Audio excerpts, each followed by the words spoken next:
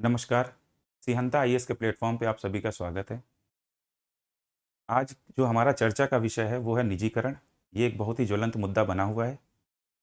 एक प्रतियोगी छात्र होने के नाते निजीकरण की आपको सतही जानकारी होने के साथ-साथ इसकी गहराई का भी पता होना चाहिए। तो आज हम निजीकरण क्या होता है, इसके लाभ क्या होते हैं, इसकी हानियाँ क्या हैं, इसके अंतर्गत जो सामाजिक विषय हैं वो एड्रेस हो रहे हैं कि नहीं हो रहे हैं और क्या ये प्रक्रिया सही है, इसका क्या इम्पैक्ट होगा हमारी इकॉनमी पर? इन सारे विषयों की आज हम चर्चा शुरू करते हैं। तो सबसे पहले हम समझते हैं, निजीकरण को समझने से पहले सबसे पहले हमें समझना होगा कि निजी क्षेत्र और सार्वजनिक क्षेत्र क्या होता है, ठीक है? तो निजी क्षेत्र वो होता है कि निजी व्यक्तियों और समूहों या घरानों द्वारा संचालित क्षेत्र, उत्पादन की गतिविधियों में जहाँ पर निजी जो स्वामित्व वाले उद्यमों का जो भूमिका होती है, वहाँ पर जो है ना उसे हम निजी क्षेत्र कहते हैं। अब दूसरा सरकारी क्षेत्र, तो उत्पादन गतिविधियों में जो गवर्नमेंट द्वारा आर्थिक क्रियाएँ की जाती हैं, वो सार्वजनिक क्षेत्र के अंतर्गत आती हैं, ठीक है?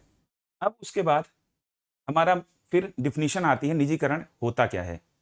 तो आर्थिक गतिविधियों में या उत्पादन गतिविधियों में सार्वजनिक क्षेत्र की भूमिका को सीमित करते हुए निजी क्षेत्र की भूमिका को विस्तार देना निजीकरण कहलाता है। इसको आप दूसरे शब्दों में ये भी कह सकते हैं कि सार्वजनिक उद्यमों में सरकार की हिस्सेदारी को निजी हाथों में बेचना, यह निजीकरण कहलाता है। अब ये हिस्सेदारी 3 स्तरों पर बेची जाती है। सबसे पहले होता है पूर्ण निजीकरण, जिसमें 100% जो है सरकार किसी उद्यम को या इकाई को निजी क्षेत्र को बेच देता है। फिर दूसरे स्तर पर होती है 51% या उससे अधिक।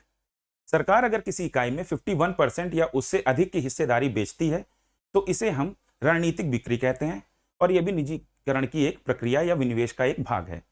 इसके तहत होता क्या है कि इसके तहत जो स्वामित्व होता है, जो डिसीजन मेकिंग जो कैपेसिटी है, वो प्राइवेट सेक्टर के पास चली जाती है और जो सार्वजनिक या जो सरकार है, सरकार की भूमिका डिसीजन मेकिंग में होती है, लेकिन जो फाइनल अथॉरिटी है, वो हमारा प्राइवेट सेक्टर हो जाता है।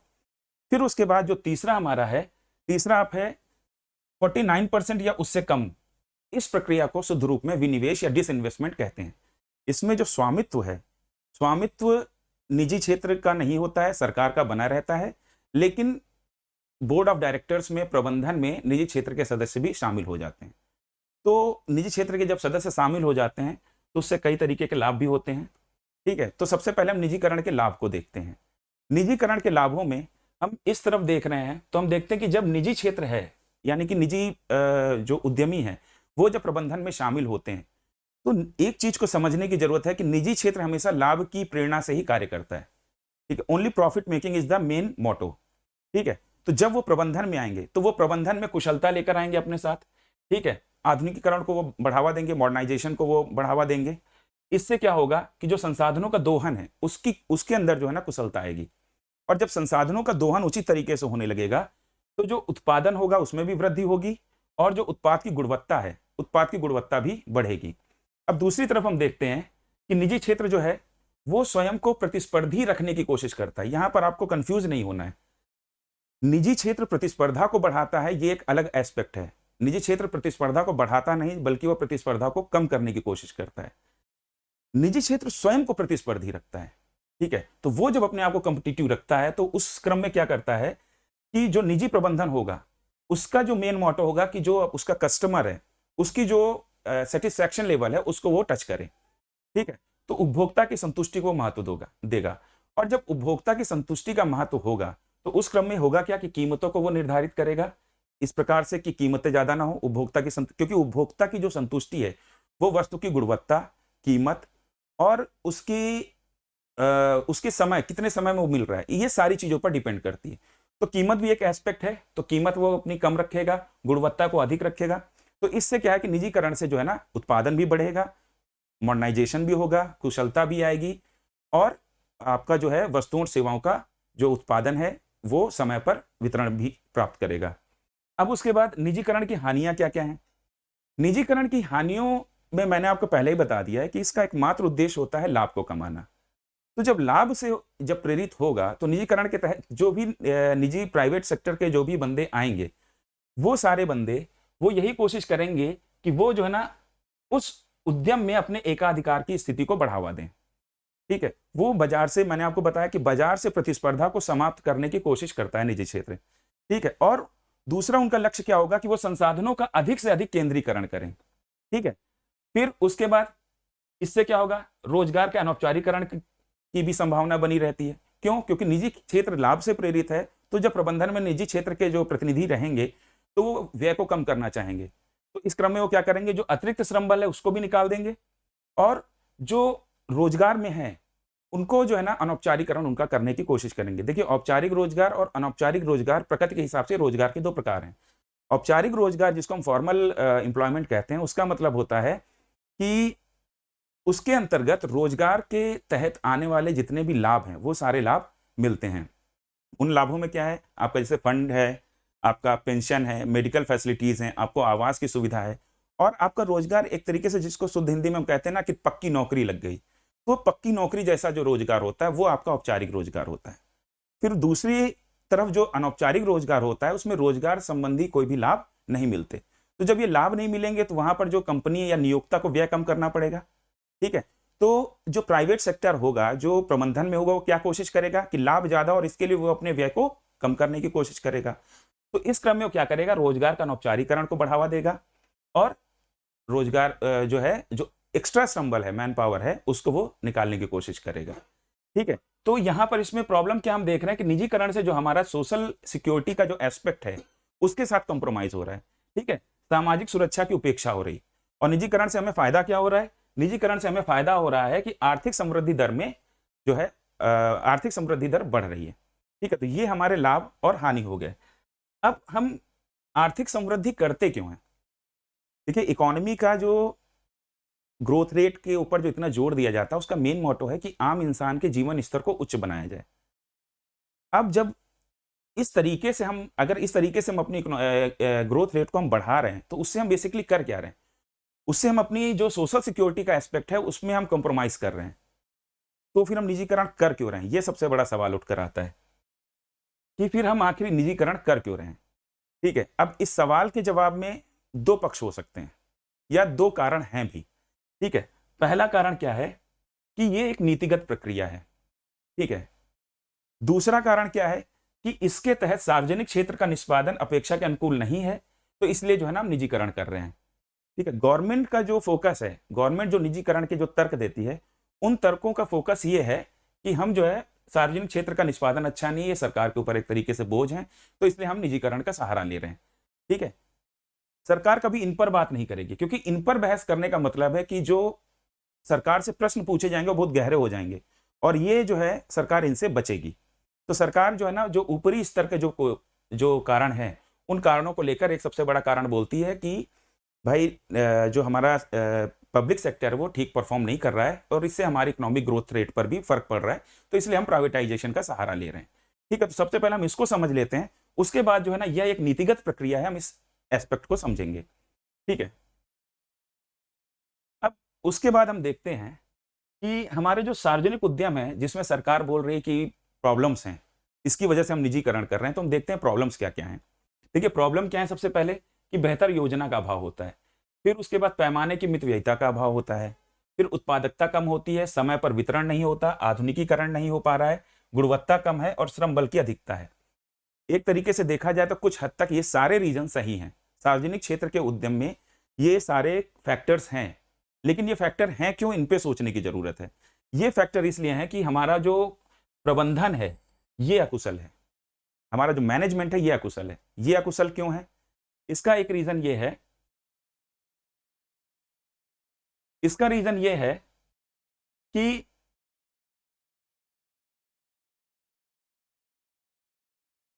इसका रीजन ये है कि जो हमें प्रबंधन जो हमारा है सार्वजनिक उद्यमों का, उसमें स्वायत्तता का अभाव है और राजनीतिक हस्तक्षेप है। तो राजनीतिक हस्तक्षेप और स्वायत्तता का अभाव ये डिसीजन मेकिंग की प्रक्रिया को प्रभावित करते हैं। जब डिसीजन मेकिंग समय पर नहीं होगा और प्रभावी नहीं होगा, बाजार तो निरंतर बदलता रहता है, अगर हम समय पर निर्णय नहीं लेंगे तो हम जो है ना आर्थिक वृद्धि की रेस में पिछड़ जाएंगे। ठीक है, तो जो राजनीतिक हस्तक्षेप में क्या होता है कि जो सत्तारूढ़ दल होता है, वो सत्तारूढ़ दल अपने जो नुमाइंदों को खुश करने के लिए सार्वजनिक उद्यमों में बोर्ड ऑफ डायरेक्टर्स में शामिल कर देता है। ठीक है, तो इससे क्या होता है, वो व्यवसायी होते नहीं, उनका प्रोफेशनल अप्रोच होता नहीं, वो प्योर राजनीति पॉलिटिशियन होते हैं। तो इससे होता क्या है, इससे क्या है कि वो सिर्फ राजनीतिक हस्तक्षेप करते हैं, और इससे जो निजीकरण की वो जो सार्वजनिक उद्यम है उसकी परफॉर्मेंस प्रभावित होती है। ठीक है, स्वायत्तता का अभाव उनके पास पहले ही नहीं है। तीसरा कारण अकुशल प्रबंधन का है कि प्रोत्साहन का अभाव है। इस पॉइंट को समझिए कि जो इसके प्रबंधन में होते हैं, जो अधिकारी लगे होते हैं, वो पहले से अपॉइंट होते हैं और उनकी एक फिक्स्ड सैलरी होती है। उनको क्या वेतन भत्ता मिलना है वो पहले से ही तय है। जब उनकी सब फिक्स्ड सैलरी है, सब कुछ उनका पहले से ही तय है, तो वो अतिरिक्त दिमाग क्यों लगाएंगे? वो क्यों? क्योंकि उससे उनको कोई फर्क नहीं पड़ता कि जो उनके हाथों में जो सार्वजनिक उद्यम है, वो प्रॉफिट ले कर रहा है या घाटा कर रहा है। उनकी सैलरी पे कोई इफेक्ट नहीं पड़ने वाला, ना उनके वेतन भत्तों पे फर्क पड़ने वाला है। और इसके साथ अगर हम इस पहलू को जोड़ दें, इसके साथ अगर हम मुकदमेबाजी वाले पहलू को जोड़ दें, तो जो है ना अकुशल प्रबंधन जो है और ज्यादा ही अकुशल हो जाता है। तब तो फिर जो अधिकारी वो और काम नहीं करना चाहते हैं। अब इसमें क्या होता है, मीडियाबाजी और जो आपका जो आरटीआई है और जो मुकदमेबाजी जैसी समस्याएं हैं, इनसे जो है ना, इनको जो है ना, जो हमारे प्रबंधक हैं, इनसे ये थोड़ा सा डर के वातावरण में ये काम करते हैं। क्योंकि जब कोई समस्या पैदा होती है तो सरकार जो है वो अपने हाथ पीछे खींच लेती है और इनको अकेले ही समस्या का सामना करना पड़ता है। तो इस परिप्रेक्ष्य में वो क्या करते हैं, उनका वो बस एक लक्ष्य लेके चलते हैं कि हम जितने टेन्योर के लिए यहाँ पर आए हैं उतना टेन्योर बिताते हैं, और उसके बाद जो भी स्टैंडर्ड ऑपरेटिंग प्रोसीजर चल रहा है, सेट ऑफ रूल्स है, उसी हिसाब से काम करते हैं। वो ना सोचते हैं, ना सोचना चाहते हैं। वो 10 से 5 की ड्यूटी बजाते हैं और उसके बाद घर चले जाते हैं। तो इन सारी समस्याओं की वजह से जो हमारा प्रबंधन है वो अकुशल है। ठीक है, अब अकुशल प्रबंधन की वजह से ये सारी समस्याएं पैदा होती हैं, और ये सारी समस्याएं मिलकर किसी भी सार्वजनिक इकाई को घाटे में ला देती हैं। जब सार्वजनिक इकाई घाटे में आ जाती है तो इससे दो प्रभाव पड़ते हैं। पहला प्रभाव तो ये होता है कि संसाधनों की बर्बादी होती है, और दूसरा ये जो घाटे की जो उद्यम है, ये घाटे के उद्यम सरकार के ऊपर एक प्रकार के वित्तीय बोझ बन जाते हैं। ठीक है, अब जब ये वित्तीय बोझ बन गए हैं तो सरकार करती क्या है कि जो भी टैक्स पेयर्स का पैसा होता है वो हर साल जो है ना, इनको जो है ना चलाने के लिए लिक्विडिटी के रूप में बार बार इंजेक्ट करती रहती है। ठीक है, यहां पर एक और पहलू को ध्यान देने की जरूरत है कि सरकार प्रबंधन में अगर प्रबंधन में जो कमियां हैं उनको दूर कर दे, तो ये सार्वजनिक उद्यम हैं, ये भी अच्छे से परफॉर्म कर सकते हैं। तो ये कैसे इनके प्रबंधन में बेहतरी लाई जा सकती, वो कैसे हो सकता है, इसको देखते हैं।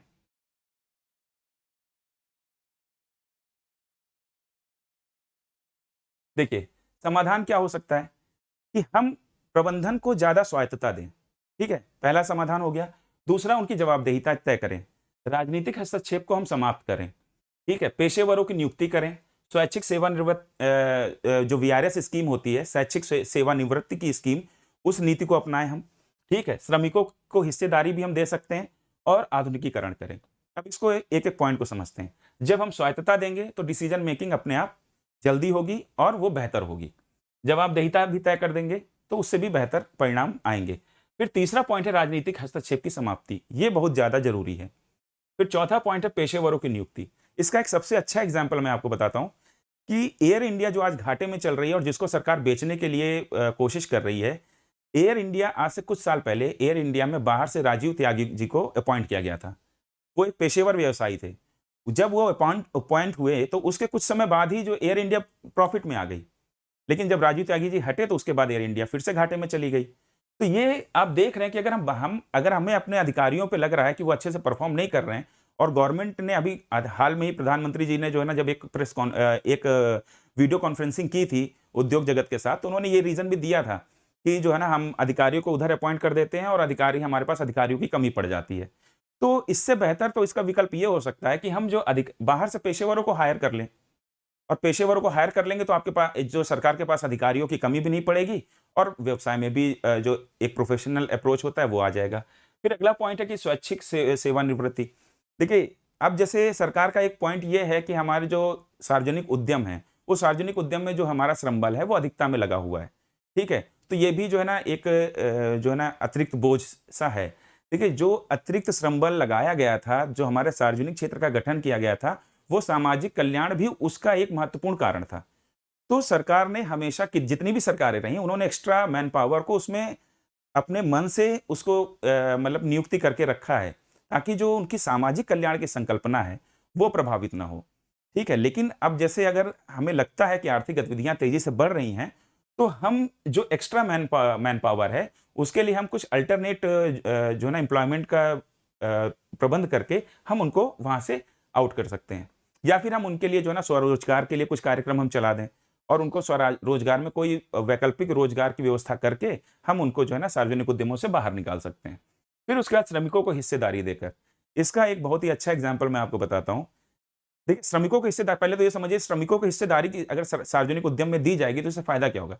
देखिए, जब आप निजीकरण कर रहे हैं तो निजीकरण में आप श्रमिकों को हिस्सेदारी देंगे तो वो भी एक प्रकार का निजीकरण ही है, क्योंकि श्रमिक वो सरकार नहीं है श्रमिक।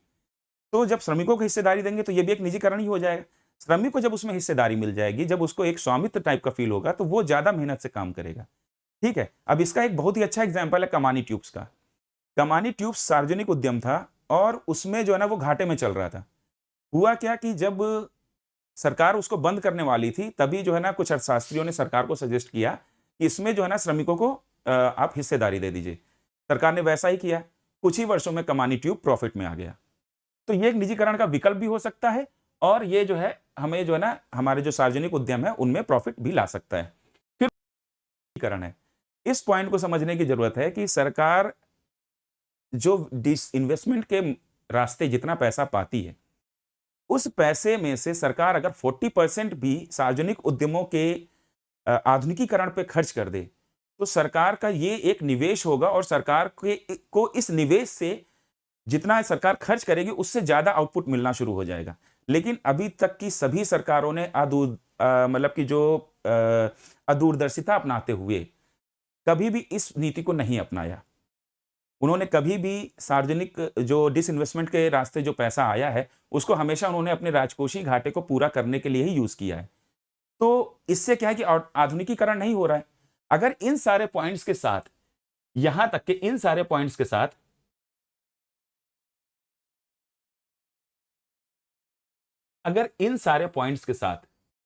हम अगर डिसइन्वेस्टमेंट का कुछ हिस्सा, केवल 40% हिस्सा भी अगर हम आधुनिकीकरण में खर्च कर दें, तो हमारे जो सार्वजनिक उद्यम है वो भी एक अंतर्राष्ट्रीय स्तर पर अपनी पहचान बना सकते हैं। इससे सरकार की आय भी जनरेट होगी।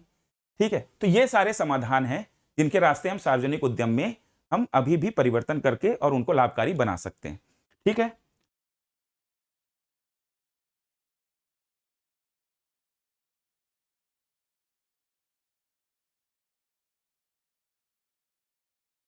अब देखते हैं, प्रश्न उठता है कि सार्वजनिक क्षेत्र में सुधार के रास्ते सरकार लाभ की स्थिति प्राप्त कर सकती है, फिर सरकार ने निजीकरण का मार्ग क्यों चुना? इस प्रश्न का जो आंसर है वो हमारे इस पॉइंट की व्याख्या है, जो मैंने कहा था कि हम बाद में डिस्कस करेंगे। ठीक है? कि जो निजीकरण, प्राइवेटाइजेशन हो रहा है वो नीतिगत एक प्रक्रिया है। तो इसकी जो व्याख्या है वही हमारे उस प्रश्न का आंसर है कि सरकार जो सार्वजनिक उद्यम है उनमें सुधार करके सरकार लाभ की स्थिति प्राप्त कर सकती है, फिर भी सरकार प्राइवेटाइजेशन का सहारा क्यों ले रही है? ठीक है? तो इसको समझते हैं।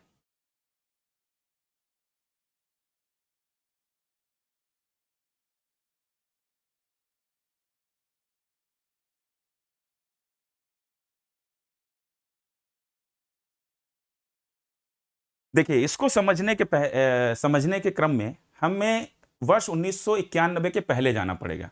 ठीक है? वर्ष 1991, ये जो वर्ष था, ये हमारे भारतीय अर्थव्यवस्था का विकास को लेकर एक माइलस्टोन ईयर है। ठीक है? हमारे देश में मिश्रित अर्थव्यवस्था का मॉडल अपनाया गया था आज़ादी के बाद से ही। ठीक है? आज़ादी के बाद से मिश्रित अर्थव्यवस्था का मॉडल क्यों अपनाया गया था, इस पर एक अलग परिचर्चा हो सकती है। उसमें निजी क्षेत्र भी उस समय कमज़ोर था। अपना जो सरकार थी वो भी, उसके पास भी संसाधन इतने पर्याप्त नहीं थे। फिर इसमें कुछ पहलू थे कि समाजवाद में स्वतंत्रता का भी हनन होता है काफ़ी हद तक। जो स्वतंत्रता होती है एक समाजवादी मॉडल में, तो एक व्यक्ति की स्वतंत्रता भी सीमित होती है।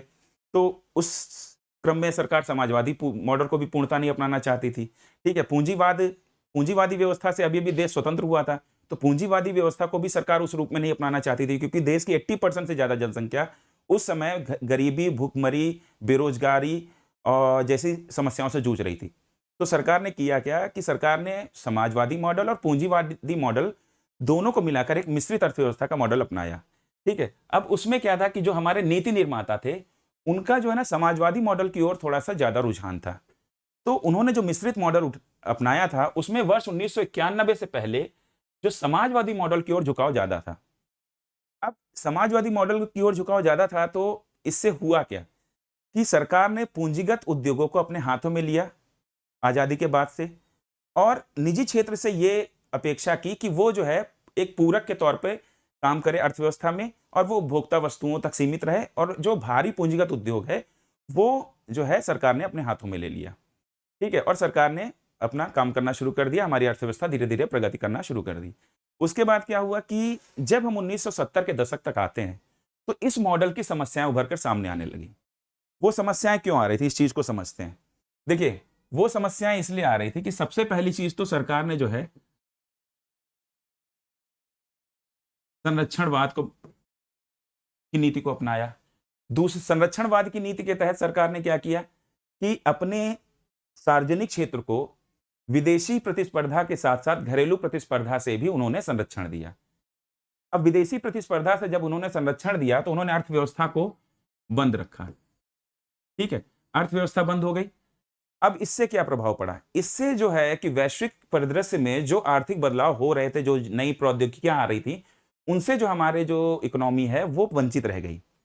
दूसरा क्या है कि विदेश हमें, जब हम बंद अर्थव्यवस्था होंगे तो कोई भी देश संसाधनों से परिपूर्ण नहीं होता। तो उसमें क्या हुआ कि हमारे पास संसाधन पूरी तरीके से नहीं थे। हम जो संसाधन विदेशों से प्राप्त कर सकते थे, उनमें भी कमी आई। तो जो हमारी इकोनॉमी की जो ग्रोथ होनी चाहिए जिस रेट से, उस रेट से हमारी इकोनॉमी ग्रोथ नहीं कर पाई। अब उसके बाद हुआ क्या? 1980 तक आते आते 1980 तक आते आते एक सिचुएशन क्रिएट हो गई कि हमारी अर्थव्यवस्था में अब संकट आने लगा। उसी समय लैटिन अमेरिकी देशों के सामने भुगतान की समस्या आई। तो उस भुगतान की समस्या को लेकर आईएमएफ, वर्ल्ड बैंक और अमेरिकी ट्रेजरी डिपार्टमेंट, ये तीनों ही संस्थाएं वाशिंगटन में हैं। इन तीनों ही संस्थाओं ने अमेरिकी, जो लैटिन अमेरिकी देश थे, उनको एक आर्थिक मॉडल प्रस्तुत किया। जब उन्होंने आईएमएफ से मदद मांगी, तो आईएमएफ ने बोला कि हमारा एक आर्थिक मॉडल है, आप उसको अगर अडॉप्ट कर लेंगे तो हम आपको आर्थिक पैकेज देंगे। उस आर्थिक मॉडल को हम वाशिंगटन सहमति कहते हैं। ठीक है, और उसको जो है हमारे अर्थशास्त्रियों ने नौ उदारवाद कहा है। उस मॉडल के तहत होता क्या था? उस मॉडल के अंतर्गत लिबरलाइजेशन, ग्लोबलाइजेशन और प्राइवेटाइजेशन को बढ़ावा देना था। ठीक, अब लैटिन अमेरिकी देशों ने इस मॉडल को अडॉप्ट कर लिया, और उसी दौरान पूर्वी एशिया के देशों में, जिनमें चाइना भी शामिल है, जैसे 1979 में अपने आर्थिक सुधार कर लिए थे, खुले बाजार की नीति अपना ली थी, तो हमारे पूर्वी एशिया के देशों ने भी इस मॉडल को अडॉप्ट किया। भारत ने इस मॉडल को अभी तक अडॉप्ट नहीं किया था, लेकिन भारत के सामने समस्याएं लगातार बढ़ती जा रही थी। भारत ने 1980 के बाद से 1980 के दशक की शुरुआत में अपनी अर्थव्यवस्था में धीरे धीरे सुधार करने की प्रक्रिया शुरू की। सुधारों के क्रम में एमआरटीपी एक्ट को संशोधित किया, फिर उसके बाद लघु औद्योगिक आरक्षण मत प्रणाली को भी सरल किया। ठीक है, उसमें से भी कई मदे निकालकर उसमें निजी क्षेत्र को भूमिका दी, और उसके बाद जो है ना, उसने निजी जो उद्यमी थे, उनको विदेशों से ऋण लेने के लिए छूट दे दी।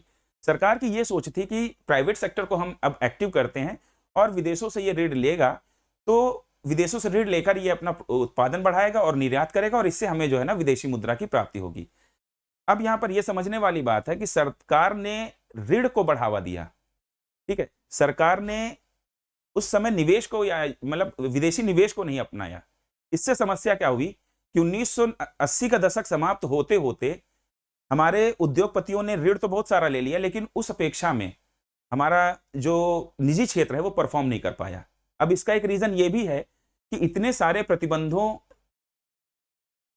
के बाद निजी क्षेत्र को अचानक से स्वायत्तता दी गई। उन प्रतिबंधों में जीते जीते निजी क्षेत्र अपने आप को, जितनी उसकी क्षमता थी, उस हिसाब से वो डेवलप नहीं कर पाया था।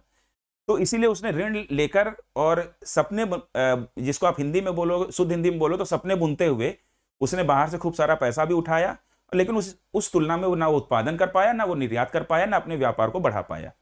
इसका परिणाम यह हुआ कि 1980 के दशक के अंत में, यानी 1990 आते आते जो हमारे ऊपर जो विदेशी देनदारी वो बहुत ज्यादा बढ़ गई। अब उसके ब्याज के रूप में ही बड़ी मात्रा में विदेशी मुद्रा जो है ना बाहर जा रही थी। अब उस विदेशी मुद्रा के बाहर जाने के परिणाम स्वरूप हुआ ये कि हमारे पास तो फॉरेक्स पहले से ही कमजोर था, अब और कमजोर हो गया। उसी टाइम पे खाड़ी संकट आ गया। तो खाड़ी संकट में क्या हुआ कि जब वहां पर युद्ध की स्थितियां बन गई तो कच्चे तेल की कीमतें बढ़ गई।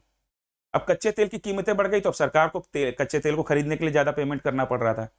फिर कच्चे तेल की कीमतें बढ़ने, या आप ये कह लो कि खाड़ी संकट की वजह से कच्चे तेल की कीमतें बढ़ी, और एक और साथ में समस्या आई कि जो हमारे खाड़ी देशों में जो हमारे भारतीय काम करते थे, वो बड़ी संख्या में विदेशी मुद्रा के रूप में रेमिटांसेस भारत को भेजा करते थे।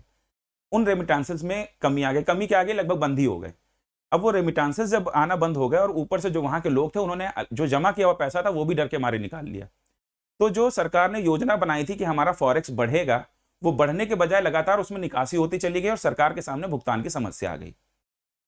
सरकार उस समय तक जो हमारे भारत के नीति निर्माता थे, 1980 के दशक की शुरुआत से ही उनका रुझान धीरे धीरे इस समाजवादी मॉडल से जो है ना मोहभंग होना शुरू हो गया था। ठीक है, और उनका रुझान धीरे धीरे इधर की तरफ शिफ्ट होना शुरू हो चुका था। लेकिन उन्होंने जो सुधार किए वो इतनी धीमी गति से और इतने अपर्याप्त थे, और उसमें प्राइवेट सेक्टर भी इतना मजबूत नहीं हो पाया था, वो सरकार की नीतियों की वजह से था। तो इसलिए जो है प्राइवेट सेक्टर उस सरकार की अपेक्षानुरूप परफॉर्म नहीं कर पाया और हम भुगतान संतुलन की समस्या में आ गए। सरकार भी अब इकोनॉमिक रिफॉर्म को अडॉप्ट करने के लिए पूरी तरीके से तैयार थी और इसमें सरकार के ऊपर कोई बंदिश नहीं थी। तो सरकार ने जब पैकेज की मांग की, जब आर्थिक सहायता मांगी आईएमएफ से, तो आईएमएफ ने जो सरकार के सामने जो नव उदारवादी मॉडल रखा, तो सरकार ने उसको भी खुशी खुशी अडॉप्ट कर लिया। उस चरण के बाद से ही जो हमारी अर्थव्यवस्था का झुकाव 1991 से पहले, मिश्रित अर्थव्यवस्था का झुकाव जो समाजवादी मॉडल की तरफ था, अब उसका झुकाव हमारा पूंजीवादी मॉडल की तरफ होना शुरू हो गया। देखिए, सुधार दो तरीके पर, दो स्तर पर होता है। एक होता है सुधार कि गैर वृद्धिकारी, स्टॉप एंड गो, और दूसरा सुधार होता है वृद्धिकारी या इंक्रीमेंटल। देखिए, गैर वृद्धिकारी में क्या होता है कि 2 या 3 वर्षों में ही सारे सुधार कंप्लीट हो जाते हैं। ठीक है, और वृद्धिकारी सुधार में जो सुधार होते हैं वो चरणबद्ध तरीके से धीरे धीरे होते हैं। देखिए, जब हम निजी क्षेत्र की भूमिका को विस्तार देते हैं, तो मैं आपको पहले ही बता चुका हूं, ये लाभ की प्रेरणा से काम करता है और इसमें असमानताएं भी बढ़ती हैं। ठीक है, और इसमें जो है मतलब कि बेरोजगारी भी बढ़ती है।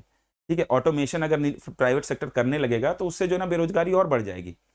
ठीक है, तो इसीलिए सरकार, चूंकि हमारी जो संकल्पना थी एक कल्याणकारी राज्य की संकल्पना थी, तो सरकार ने वृद्धिकारी जो सुधार प्रक्रिया है, इंक्रीमेंटल रिफॉर्म जो प्रैक्टिस है, उसको अडॉप्ट किया। ठीक है, और सरकार ने धीरे धीरे चरणबद्ध तरीके से सुधार करना शुरू किया। ठीक है, जिन इकोनॉमीज ने गैर वृद्धिकारी सुधार किया, उन्होंने तेजी से विकास कर लिया।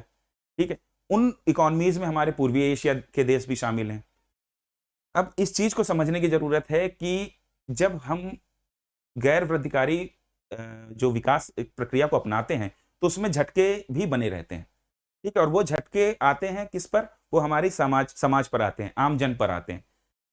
अमेरिका और पूंजीवादी अर्थव्यवस्थाएं जिनको हम कहते हैं कि आज वो बड़ी डेवलप हैं, तो वहां पर पूंजीवाद है। ठीक है, वहां पर निजी क्षेत्र ही प्रभावी भूमिका में है। तो उनकी कई पीढ़ियों ने सामाजिक समस्याओं को और शोषण को झेला है, तब वो आज इस स्तर पर पहुंचे हैं। तो सरकार इस बात को समझकर सरकार ने अब जो वृद्धिकारी इस तरीका है उसको अडॉप्ट किया और चरणबद्ध तरीके से सुधार को अपनाया। तो हमारी इकोनॉमी में जो समृद्धि दर वो बढ़ी, वो धीरे धीरे बढ़ी, लेकिन हम एक अच्छे स्तर पर पहुंच रहे हैं। अब जो नई सरकार आई है, उस नई सरकार के अंदर जो हमारा नया सत्तारूढ़ दल है 2014 के बाद से, हम उसमें देख रहे हैं कि ये इसने जो है जो वृद्धिकारी जो इंक्रीमेंटल रिफॉर्म का जो प्रोसेस था, उससे वो जो है ना स्टॉप एंड गो प्रोसेस की तरफ जो है ना इसका संक्रमण हो रहा है। ठीक है, यानी कि ये सरकार जो है ना परिवर्तनकारी रिफॉर्म ज्यादा अडॉप्ट कर रही है।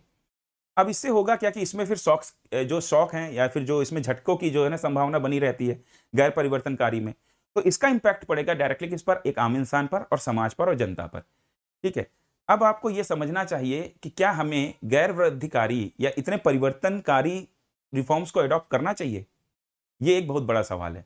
ठीक है, क्या हम अपने सार्वजनिक उद्यमों को ही प्रॉफिट में लाकर और हम एक बैलेंस्ड अप्रोच नहीं ले सकते हैं? क्योंकि जिनको हम पूर्वी एशियाई देशों को अगर हम देखें, जिनको एशियन टाइगर्स की जो है ना अर्थशास्त्रियों ने उन्हें एशियन टाइगर्स कहा है, तो उनको वो एशियन टाइगर्स कहा, उनके यहाँ भी मिक्स्ड इकोनॉमी है और उन्होंने भी जो सुधार किए हैं, तो उन्होंने अपने सार्वजनिक क्षेत्र को पूरी तरीके से बंद नहीं किया।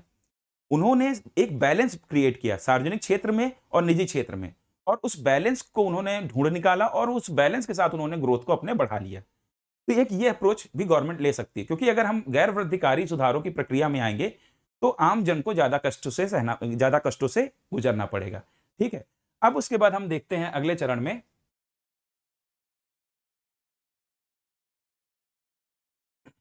हमारा पिछले 30 वर्षों का विनिवेश की हमारी क्या क्या ट्रेंड्स रहे हैं।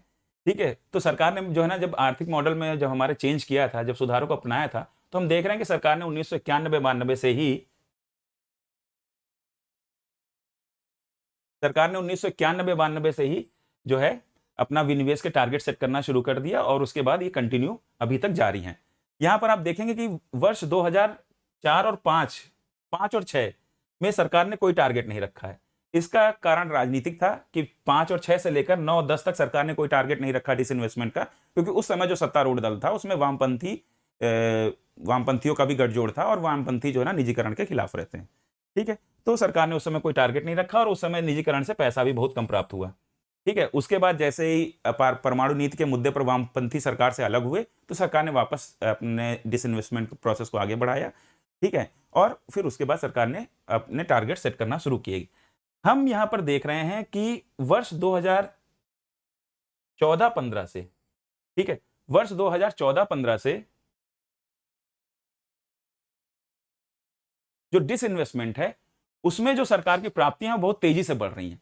पहले देखिए, अगर एक मैक्सिमम प्राप्ति अगर आप देखेंगे तो वर्ष 2010-11 में 13,000 करोड़ यानी कि 14,000 करोड़ लगभग की थी। ठीक है, लेकिन अब हम देख रहे हैं कि 14-15 से हम देख रहे हैं कि 24,000 करोड़, फिर 23 करीब, फिर ये भी 24,000 करोड़, फिर हम करीब 46,500 करोड़, फिर हम 1 लाख करोड़ के आंकड़े तक जा रहे हैं, और 1 लाख करोड़ से फिर हम 85,000 करोड़, और फिर हमारा ये 50,000 करोड़। तो इस तरीके से हम देख रहे हैं कि जो हमारी ये सरकार है, इसने जो ना डिसइन्वेस्टमेंट को बहुत तेजी से प्रमोट किया है, और इसने आर्थिक सुधारों के और भी जो कार्यक्रम है उनको बहुत तेजी से लागू किया है। तो ये गैर वृद्धिकारी परिवर्तन की तरफ सरकार बढ़ रही है, और इसका इंपैक्ट आगे आने वाले समय पर आम जन पर भी पड़ना है, अगर सरकार ने सामाजिक सुरक्षा के लिए कुछ वैकल्पिक उपाय नहीं तैयार करके रखे तो। ठीक है, अब हम देखते हैं कि वर्ष 2000 जो बजट 21-22 का है, उसमें जो हमारा जो डिसइन्वेस्टमेंट को लेकर सरकार ने क्या पॉलिसी अपनाई है। सरकार ने रणनीतिक डिसइन्वेस्टमेंट की पॉलिसी को अडॉप्ट किया है। सरकार ने सार्वजनिक क्षेत्र और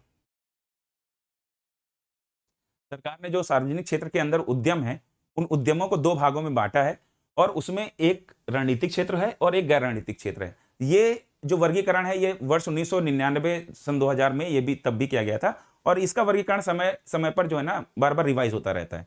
ठीक है, तो सरकार ने जो ना अभी वर्तमान में जो वर्गीकरण में जिन क्षेत्रों को शामिल किया है, तो रणनीतिक क्षेत्र में सरकार ने ये 4 क्षेत्र शामिल किए हैं। वो मैं बता देता हूं। परमाणु ऊर्जा, अंतरिक्ष, रक्षा, ये क्षेत्र हो गया। फिर दूसरा परिवहन और दूरसंचार, ये दूसरा क्षेत्र हो गया। तीसरा विद्युत, पेट्रोलियम, कोयला तथा अन्य खनिज। फिर उसका चौथा क्षेत्र है अपना फाइनेंस से रिलेटेड है, बैंकिंग, बीमा और वित्तीय सेवाएं। ठीक है, तो ये 4 क्षेत्रों को छोड़कर बाकी सारे क्षेत्रों में, बाकी सारे जो सार्वजनिक इकाइयां हैं क्षेत्रों की, उनको सरकार ने गैर रणनीतिक उस दायरे में समाहित किया है। और गैर सामरिक जो क्षेत्र है, उसके लिए सरकार की जो नीति है कि वो या तो उसका निजीकरण कर दिया जाएगा या उन्हें बंद कर दिया जाएगा। और जो रणनीतिक क्षेत्र है, उसके लिए सरकार की नीति है कि इन क्षेत्रों में भी सरकार अधिकतम 4 इकाइयों को ही रखेगी। जैसे बैंकिंग है, तो बैंकिंग में अधिकतम 4 सरकारी बैंक ही होंगे। इससे इतर जो बैंक होंगे, या तो उनको इन्हीं 4 सरकारी बैंकों में विलय कर दिया जाएगा, या फिर उनको निजी हाथों में बेच दिया जाएगा। फिर सरकार ने जो है ना वर्गीकरण कर ही दिया है। फिर उसके बाद फिर अपना सीपीएसईज को, बीमा कंपनियों को भी इसके अंतर्गत कवर कर लिया है। आगे क्या है, अब फिर ये सारी कंपनीज हैं, BPCL, Air India, Shipping Corporation of India, Container Corporation of India, IDBI bank, BEML, Pawan Hans, Neelanchal इस्पात निगम लिमिटेड, ये सारे जो हैं इनका डिसइन्वेस्टमेंट या इनका निजीकरण इस साल किया जाएगा। 21-22 में जो ना सार्वजनिक क्षेत्र के 2 बैंकों, जो ऑलरेडी सरकार ने घोषणा भी कर दी और जिसके लिए विरोध प्रदर्शन चल भी रहा है। ठीक है, और एक बीमा कंपनी का जो ना निजीकरण करने का सरकार ने प्रस्ताव रखा है, लक्ष्य रखा है इस साल के लिए। और सरकार ने एलआईसी में भी निजीकरण को जो है ना बढ़ावा करने, निजीकरण को लाने के लिए एलआईसी के भी शेयर को भी जारी करने की बात की है। ठीक है, अब उसके बाद सरकार ने डिसइन्वेस्टमेंट के माध्यम से 1,75,000 करोड़ रुपए यानी पौने 2 लाख करोड़ रुपए इस साल जो है ना मतलब इस बजट में लक्ष्य रखा है कि हम डिसइन्वेस्टमेंट से प्राप्त करेंगे। ठीक है, और उन्होंने राज्यों को भी डिसइन्वेस्टमेंट के लिए प्रमोट किया है और इसके लिए उन्होंने राज्यों को बोला है कि आप अगर अपने सार्वजनिक उद्यमों का निजीकरण करेंगे तो हम आपको प्रोत्साहन पैकेज भी देंगे। ठीक है, और जो बेकार पड़ी भूमि है उसको उससे जो है ना लाभ प्राप्त करने के लिए इस बजट में राज्यों को ये सिफारिश की गई है कि वो इसके लिए कंपनी खोले और जो बेकार पड़ी भूमि है उनकी बिक्री या उनको लीज पर देकर और उनसे जो है ना उनका मौद्रीकरण करें। ठीक है, तो इस प्रकार सरकार की ये डिसइन्वेस्टमेंट की पॉलिसी है इस साल की। ठीक है, अब लेक्चर के अंत में जो हमने अभी तक लेक्चर लिया उसमें कुछ सवाल हैं जिनको आपको सोचना है। मैंने लगभग सभी सवालों के जवाब अपने लेक्चर में कवर कर लिया है। कुछ चीजों को आपको भी ढूंढना है और उसके बाद जो है आपको उन चीजों को एनालाइज करके आपको आंसर राइटिंग करनी है। ठीक है, पहला सवाल क्या है, क्या लाभ कमाने वाली इकाइयों का भी निजीकरण होना चाहिए? दूसरा सवाल है, भारत आगामी कुछ दशकों में पूंजीवादी अर्थव्यवस्था बनने की ओर अग्रसित है, विवेचना कीजिए। फिर तीसरा सवाल है, आर्थिक समृद्धि दर के नकारात्मक होने एवं उच्च बेरोजगारी दर की स्थितियों में गैर वृद्धिकारी सुधार करना कहां तक उचित है? मैंने इसका एकदम ब्रीफली आपको समझाया है। ये कि लाभ कमाने वाली इकाइयों का इसका भी मैंने आपको समझा दिया है, इसको भी मैंने अच्छे से कवर किया है। इस क्वेश्चन के आंसर को तो मैंने बहुत ही ब्रीफली कवर किया है। फिर उसका निजीकरण के विकल्पों की परिचर्चा कीजिए, इसको आप ढूंढिए और आप इसकी आंसर राइटिंग करिए। ठीक है, वैश्विक आर्थिक चुनौतियों के मद्देनजर तीव्र आर्थिक सुधार प्रक्रिया समय की मांग है, विवेचना कीजिए। ये सारे क्वेश्चंस आपको खुद ही एनालिसिस करके आप इसके आंसर करिए। ठीक है, और उसके बाद जो है ना मन हो तो आप कमेंट में डाल सकते हैं और वरना फिर आप खुद ही अपनी प्रैक्टिस करिए। ये ध्यान रखिए कि ये जो 5 क्वेश्चन मैं दे रहा हूं इनसे संबंधित क्वेश्चन इस वर्ष 110% मेंस में आएंगे, क्योंकि निजीकरण इतना ज्वलंत मुद्दा बन गया है कि इससे सवाल अवॉइड हो ही नहीं सकता। आर्थिक सुधारों का मुद्दा बहुत ही इंपॉर्टेंट हो चुका है। ठीक है, गवर्नमेंट की सारी प्रायोरिटी ही इसी पर डिपेंड होती चली जा रही है। अब उसके बाद जो है, जहां तक रही बात इन स्लाइड्स की, तो ये सारी स्लाइड्स आप सिहंता आईएएस के जो हमारी वेबसाइट है उस वेबसाइट पे जाकर इनको डाउनलोड कर सकते हैं।